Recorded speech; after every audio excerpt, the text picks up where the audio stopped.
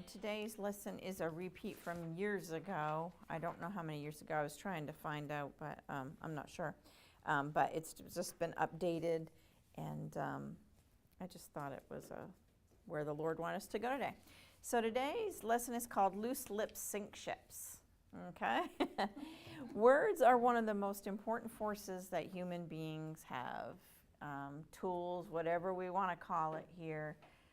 Our words carry a lot of weight. And words have the power to help, heal, humble, harm, humiliate. Those are just the H's. You know, you could go on to another letter in the alphabet, and just words are just so important. And the words we choose play a big part in where we end up tomorrow. Okay? And, you know, just remember that our words begin as our what? Thoughts. And our thoughts are what's in our heart. Yep. Okay, and I want to say it was Proverbs 27. I'd have to get back to you on it. But anyway, we're going to go over a biblical example called of Michal. Now, remember, we've talked about her before, like, what is her name? How do you say her name? So I looked it up, and this man on there, I don't know who he is, but he told me how to say this. So, Michal. Yeah, isn't that? Michal. Instead, so you're not even saying that C there. So she's our biblical example today of loose lips sink ships. But there are more. And that's what I encourage you to do this week is to, you know, turn your paper over and this week go through and find some of the other examples of people who had some loose lips and they sank their own ship. Okay? Because there are other examples. But today it's going to be Michal.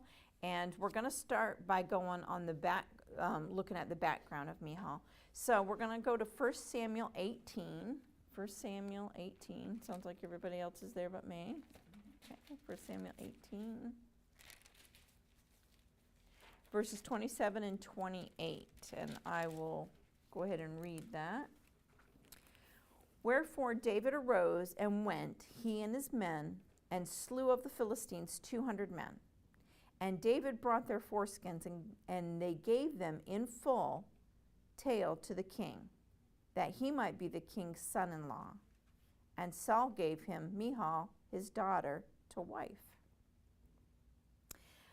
So here we have, this is Saul's daughter, and we're going to go into chapter 19 starts where, and we've talked about this before, and you've heard it in the preaching, Saul goes after David. He wants to kill him. But for now, in the chapter 18, Michal is Saul's daughter, and I think Saul might have asked for 100 foreskins, and he went out and did 200, which meant he had to slay those Philistines, so he did. And then Michal became David's wife, one of his wives. Okay? And then also, the next bullet point, you know, on the background of Michal is that Michal loved David. She did. And I think it's very important for us to, let's go to chapter 19, and I'm going to read verses 9 through 18, because this is something that we want to keep in mind, is that I really believe she truly loved David. Verse 9, and here we have Saul gets the evil spirit from the Lord. Verse 9, and the evil spirit from the Lord was upon Saul as he sat in his house with his javelin in his hand. Remember that Sunday school lesson I did when the javelin is aimed at your heart? Yeah.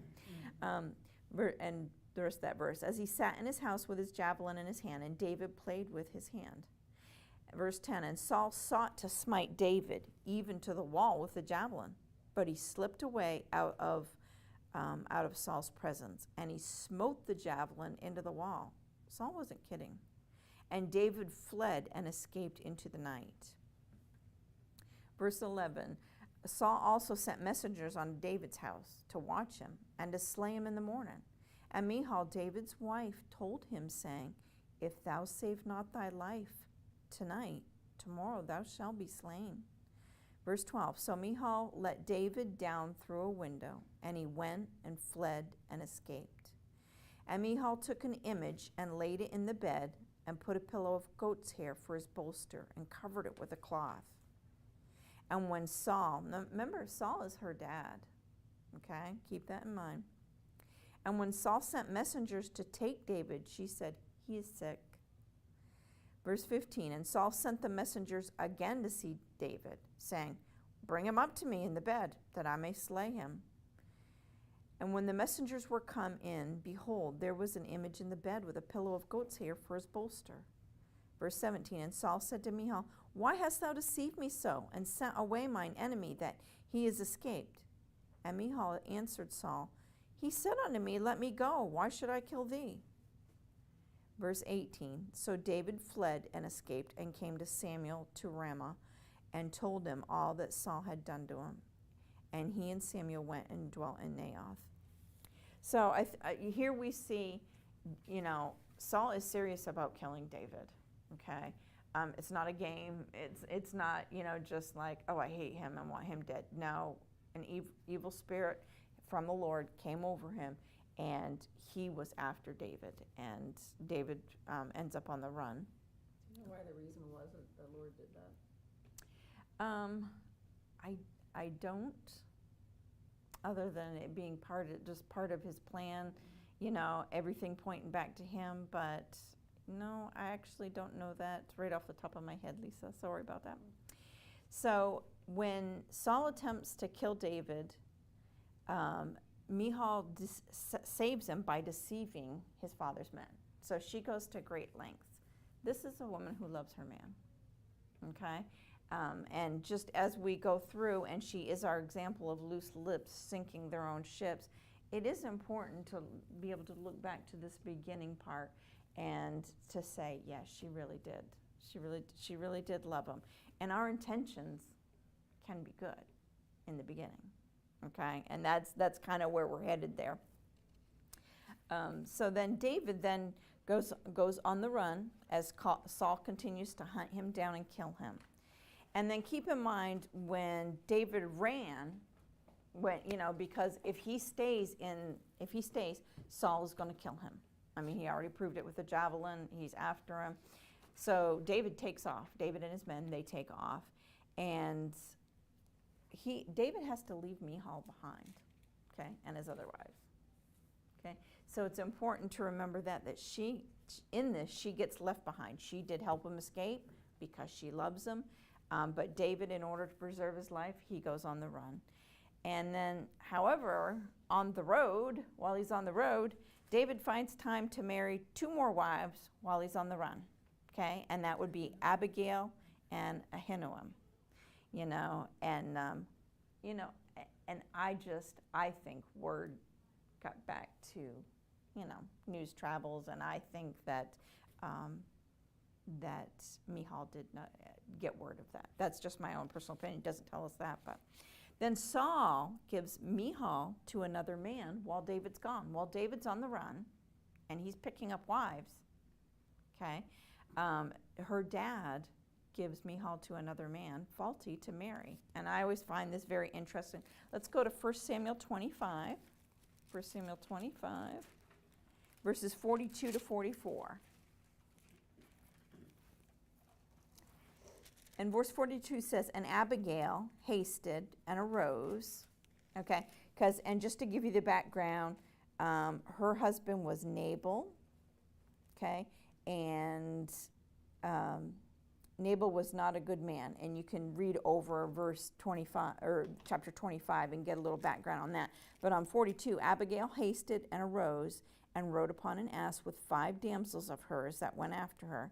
And she went after the messengers of David, and she became David's wife.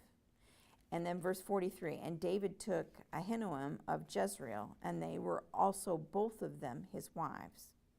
Okay, verse 44, but Saul had given Michal, his daughter, David's wife, to Phalti, the son of Laish, which was Galem. Okay, so we just see things are very much out of order here. Okay.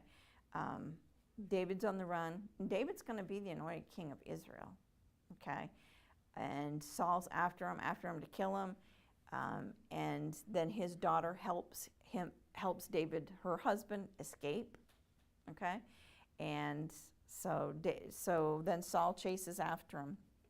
And then so in some ways, I think Saul was just getting at David by doing this. You know, I don't necessarily think it was because he felt bad that Michal was alone. I think more of it was just vengeance vengeance towards David. So just could have been some. I'm not sure, but you can confirm it. Back in whenever Saul let Michal be his wife, Mm-hmm. didn't he also think, oh, I'll give her to him to snag him or something? It's just something about that. Yeah, I don't remember that. Yeah, I think so. Yeah. If I remember correctly. It's such an interesting story with so many layers of it, and she's just not somebody that's mentioned a whole lot, but there is a very big lesson to learn from her. So David continues to be on the run here, and then we're not going to read it, but in chapter 31 of 1 Samuel, Saul dies and David becomes king of Judah. Okay. Which is, what Saul was afraid of the whole time, but it was ordained of the Lord. And so David does become king. So then, if we go to 2 Samuel chapter 3, we're going to see where David sends messengers to Ishbosheth to retrieve Michal. Okay? So in this, keep in mind, too, that David doesn't forget his wife. Okay? I know he's got other wives, and it just was very different back then than it is now. But just keep this in mind. These are important points, I think, to keep in mind in this lesson, is that Michal loved David. Okay? She hid him from her father. She saved his life. And then she ends up getting married off by her father to another man. But when David becomes king, he didn't just say, oh, well, let's let her stay where she is. I'm sure she's happy. He didn't do that. And I like to think, I know some of it's the pride thing. That's my wife, and you're not going to give my wife to another man kind of thing. But in my heart, I like to think that there was love there too. So it doesn't necessarily say that, but I think both of those things together. And then, so in chapter 3, verses 13 to 16, verse 13 says, and he said, well, I will make a league with thee, but one thing I require of thee, this is David, that is, thou shalt not see my face, except thou first bring Michal, Saul's daughter, when thou comest to see my face. And David sent messengers to Ishbosheth, Saul's son, saying, deliver me my wife Michal, which I espoused to me for 100 foreskins of the Philistines. And Ishbosheth, in verse 15, and Ishbosheth sent and took her from her husband, even from Phaltiel, the son of Laish. Ugh, this next verse just gets me. As I said, there's so many layers to this story. Verse 16, and her husband, talking about Phaltiel, and her husband went with her along, weeping behind her to Bahurim. Then said Abner unto him, go, return. And he returned. His heart was broke, okay? That was his wife. Saul had given Michal to him, and so he loved her. And, again, just so many layers, so many people affected. It's a good lesson in how our decisions affect other people, So keep in mind that Michal is taken from Phalti, and he follows weeping until he's sent home. He's told, just stop. It's not going to do any good. Just stop and go home. She's not yours anymore.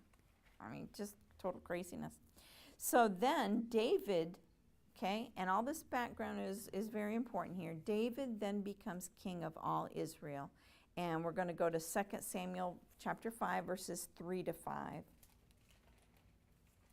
So all the elders of Israel came to the king to Hebron, and King David made a league with them in Hebron before the Lord, and they anointed David king over Israel. David was 30 years old when he began to reign, and he reigned 40 years.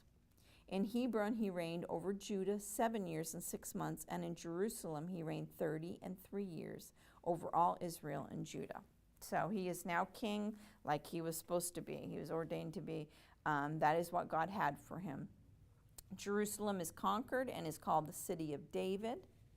And now David now takes more wives and more concubines from Jerusalem. Okay? So we have the wives and we have the concubines. And then in chapter 6, David attempts to move the ark back to Jerusalem in chapter 6. And I encourage you to go back. There's, when I just tell you where the chapter is, to go back and read it as you have time. Because the points in chapter 6 are Uzziah attempts to steady the ark when it was shaken by the ox. He reaches out. Okay, they're moving the ark back to Jerusalem. And Uzziah is on the side, and the ark, it was shaken by the oxen, and without thinking, he just reaches out to steady it. And you might think, well, that's not such a bad thing. Well, you weren't supposed to touch the ark. Okay? And, a good lesson here is, again, our intents might be good sometimes, but we have to obey God. Okay? Obedience to God is always the most important thing. And so God killed him. David backs off, and he's like, whoa. And he leaves the ark there in the house of Obed-Edom for 3 months. Kind of because he's like, well, after that happened, let's just leave it right there where it is. But the thing is that in 3 months, they come and tell David, they're like, wow, you would not believe, and this is all in chapter 6, you would not believe how much God is blessing the house of Obed-Edom because the ark is there. So what do you think David wanted to do? Yeah, he wanted to be blessed too. And he's like, well, we got to bring it back. We just need to do it the right way. And they did. Again, read chapter 6. So now we're going to read about Michal one final time. Let's go to 2 Samuel 6:14 to 23. And this is our focus today. But it's very important to get all that backdrop on it. And David danced. I'm going to go back to 12. And it was told King David, saying, the Lord hath blessed the house of Obed-Edom and all that pertaineth unto him, because of the ark of God. So David went and brought up the ark of God from the house of Obed-Edom into the city of David with gladness. Verse 13, and it was so that he's doing it the right way now.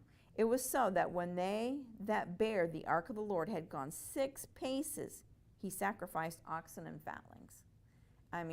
David was going to make sure not only did they not touch it, but that they were sacrificing, and he just wanted to do things the best he could and just get that ark back to Jerusalem. And David danced, verse 14, David danced before the Lord with all his might. And David, where am I reading to? Verse 23. And David danced before the Lord with all his might. David was girded with a linen ephod. So David and all the house of Israel brought up the ark of the Lord with shouting and with the sound of the trumpet. Verse 16, and as the ark of the Lord came into the city of David, okay, pay attention here, Michal, Saul's daughter, looked through a window and saw King David leaping and dancing before the Lord. This is so sad, this next part. And she despised him in her heart. And then verse 17, and they brought in the ark of the Lord, set it in his place in the midst of the tabernacle that David had pitched for it. And David offered burnt offerings and peace offerings before the Lord. And as soon as David had made an end of the burnt offerings and peace offerings, he blessed the people in the name of the Lord of hosts.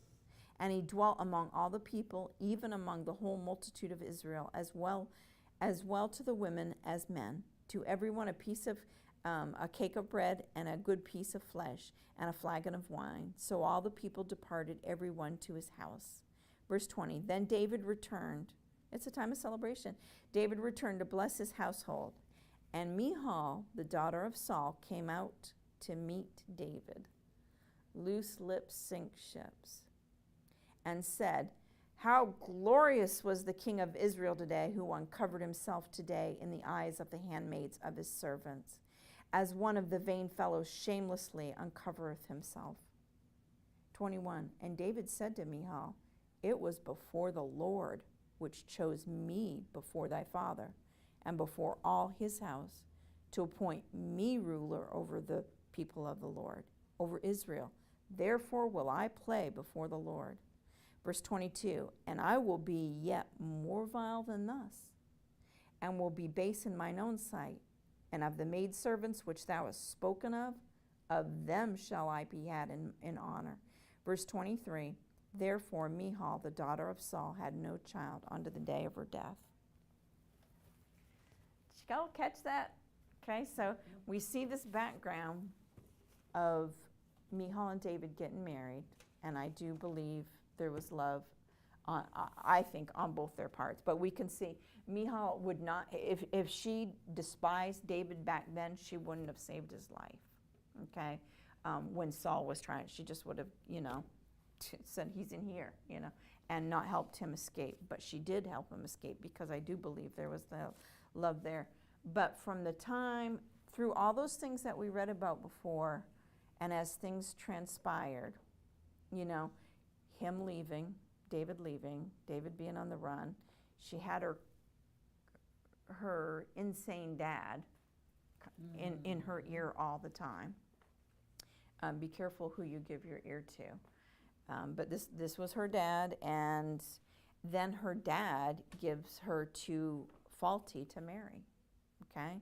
And then David, after taking a few more wives, says, I want Michal back, okay? Let's hope it's for love, but I also do believe there was that kingly pride in there. That was, in a way, Michal was his. And so then she's taking from Phalti, who obviously loved her, and it's hard to believe that Michal didn't have some kind of love for a man that loved her like that. Again, so many layers, such craziness. But Michal was a hurt woman who let her bitterness eat her up, okay? She said some pretty terrible things to David here. Remember, David is king. David is still king to her, too, okay? Mm-hmm. Well, she has to remember that. And also, that's her husband, But she spoke what was in her heart. And I put here, and we can go there, Luke 6:45 real quick. Because it's a pretty important verse for us to remember. Luke 6:45. Tiff, would you read that when you get there? A good man out of the good treasure of his heart bringeth forth that which is good, and an evil man out of the evil treasure of his heart bringeth forth that which is evil. For of the abundance of the heart his mouth speaketh. What's in our heart's going to come out our mouth, okay? And Michal had let bitterness crept in, and I'm not even saying that she didn't have reason. But I'm saying we have got to be so careful what comes out our mouth, because her loose lips did sink her ship. And many times in our life, we may feel like we're justified in how we feel and the things we say, okay?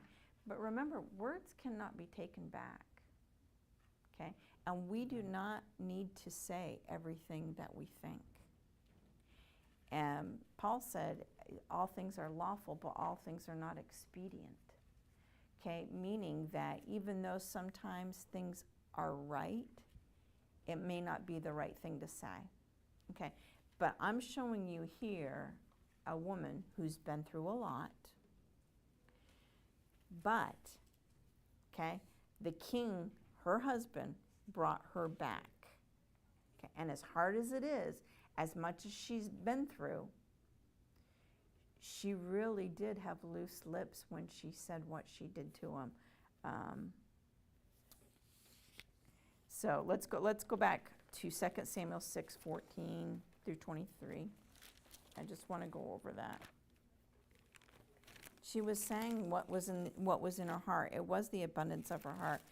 And I'm not saying that our feelings are always wrong. I am saying that sometimes we need to get our feelings in check. And we always need to evaluate before we speak. And that's something that I feel like as women, men do too, but this is a ladies' class, we often have trouble with. Sometimes we speak before we think, and definitely before we pray over things. Okay? Let's see here, 2 Samuel 6. If you find the verse where she says that, it's got to be towards the end. 20. Then David, thank you, Tiff.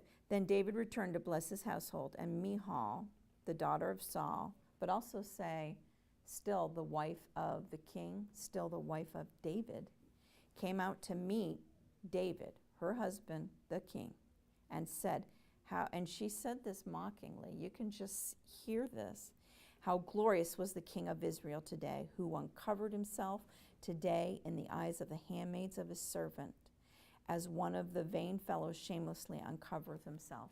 Now, David was leaping, and he was very excited for the ark to be back where it belonged. Okay, very excitement. I don't think he wasn't doing anything wrong. I think this is a bitter, hurt woman. Okay, and no matter what he was doing out there, she's angry. She's angry and she's bitter, and she spouted off at the mouth. Okay,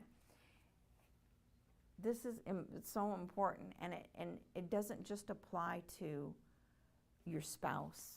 Okay, some spouses have gone on to heaven, some we don't no longer have with us. It applies to all areas of our life. We have got to be careful what comes out our mouth. Okay, we need to think before we speak. But to those ladies where you do have your husband still with you, remember, he is your husband and he is your covering. Remember the umbrella lesson? Okay, he is your covering, and then God over him. And we have got to be careful what we say. Okay, we're not doormats. And that is not, I've never taught that way, because I don't believe that's not what God teaches. Okay? Women are very special to the man and to the husband, and we're to reverence him. We're to reverence our husband. And I can tell you that I used to be the Michal. Sad. I used to be the Michal that spouted off at her husband. How wrong is that? It was before I was saved and gave my life to the Lord, but it's still not an excuse. And even Christian ladies, as Christian ladies, we have to watch ourselves to do that. But we should be reverencing our husbands, and he's not always going to make the wisest decision. Like I said, she found fault in what he was doing. I don't believe there was any fault to be found there. I believe he was honestly praising the Lord, and nothing was done in an impure or bad way. He was rejoicing. But she was kind of a scorned woman, and she'd been hurt. Again, I don't take away from any that we read before that she didn't have it easy. There were things in her life that were hard, okay? But it doesn't make what she said okay. Okay, and words can't be taken back.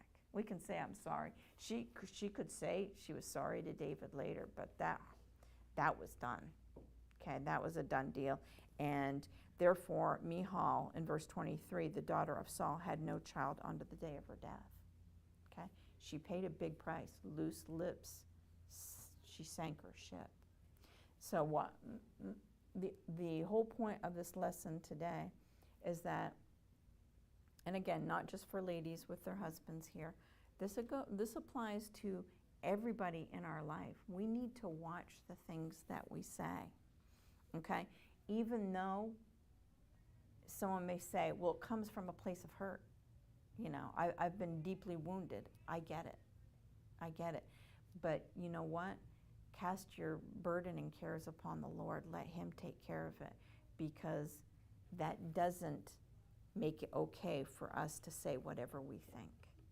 And we're very good at excusing the wrong things we say. I know I have been before, where I've been like, well, they deserved it, or, I just need to get that off my chest, or, you fill in the blank, something that you've said.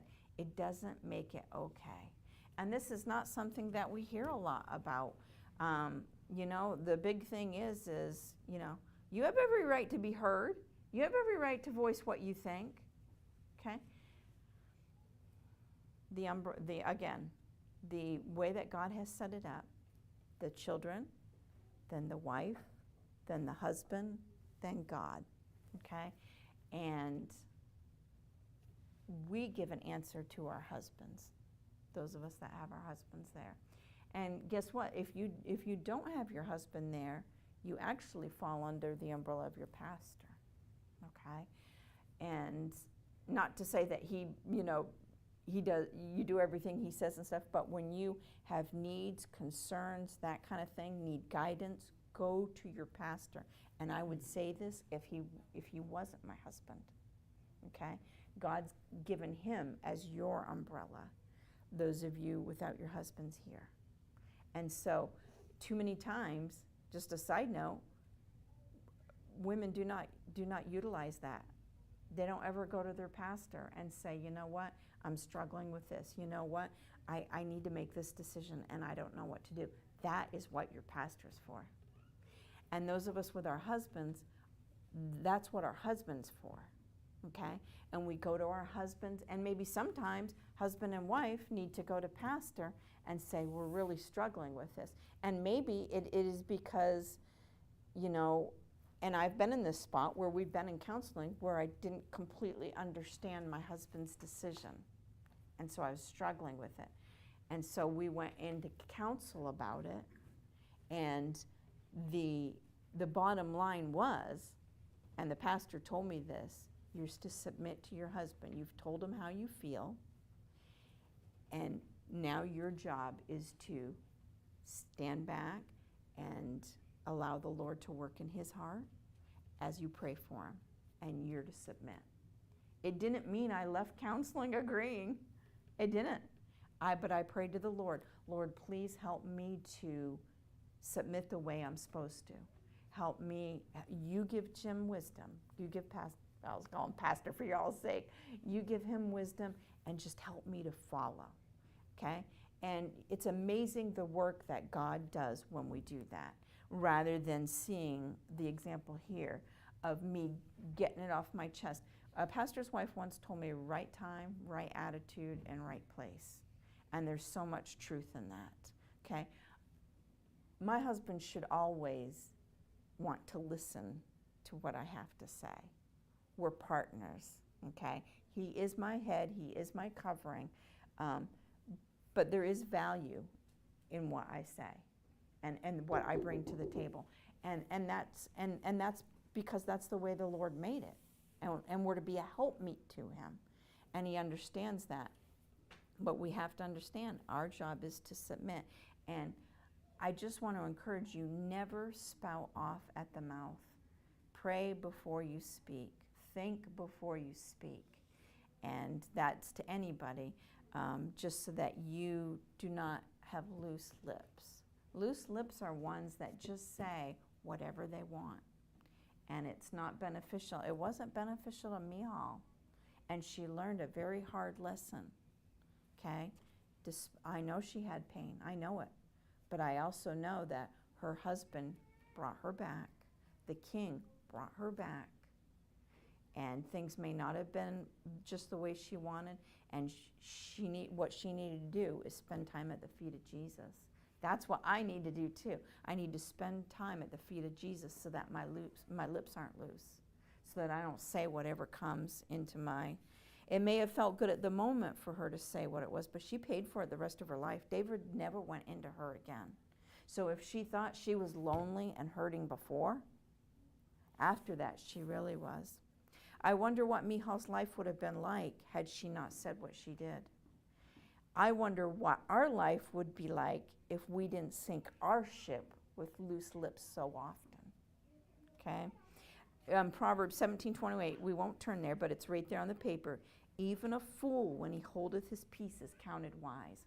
We do not need to say everything that we're thinking, because sometimes as women, we do think more emotionally than men, for the most part. I know there are some men, but for the most part, we are emotional thinkers.